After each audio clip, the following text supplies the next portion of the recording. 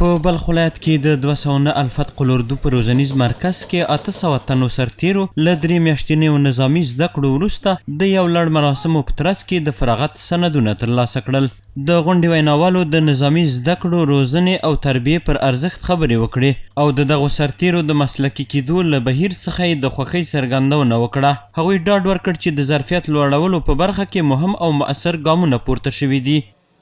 ان شاء الله العزیز مجاهدین چې دي ټول قوم ته او ټول ملت ته هغه د اطمینان ورکول کېږي ان شاء الله، او اطمینان یې ورکړی دی چې ان شاء الله العزیز موږ علما او زموږ مجاهدین هغه منظم دي د امنیت دپاره او د لوست دپاره د قوم دپاره او هر خدمت ته ان شاء الله نور هم دوی تیار دي.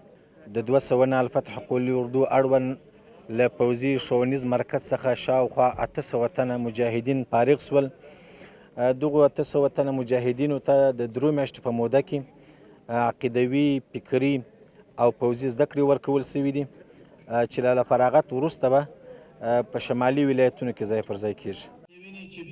همدارنګه په دغه روزنیزه دوره کې سرتیري له نظامي مهارتونو، تخنیکي زده کړو، د مشرتابه اصولو، د وسلو کارولو، دفاعي تکنیکونو او له امنیتي ګواښونو سره د مقابلې طریقو سره بلد شول. د دې پروګرام موخه د امنیتي ځواکونو د ظرفیت لوړول او د هغوی لا ډیر چمتوالی ګڼل شوی دی ترڅو وکولی شي په بیلابیلو سیمو کې دفاعي ماموریتونه په بریالیتوب سره ترسره کړي.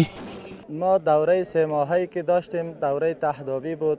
ما الحمدلله دیگه تعلیمات مسلکی فنی که از جمله تکتیک از پوزیشن از جمع نظام بود، مخابرات بود و دیگه انجینری بود. الحمدلله از با تمام توان قدرت کوشش و زحمت کردیم و یک چیزی را حاصل نمودیم. الحمدلله په هر شي کې موږ هغه خپل برخه واخیستله او د وس مطابق مو استادانو موږ سره کوشش وکړ او موږ خپل الحمدلله دغومره یو څه زده کړه چې موږ د ولس ته پیش کړو. د یادولو وړ ده چې د 209 الفت قلوردو د قماندانۍ روزنیز مرکز چې د هیواد په شمال کې موقعیت لري له هغو مهمو بنسټونو څخه ګڼل کیږي چې په وروستیو کلونو کې د دفاعي ځواکونو په روزنه او سمبالښت کې مهم رول لوبولی دی. من به امارات اسلامی افغانستان صادقانه خدمت میکنم.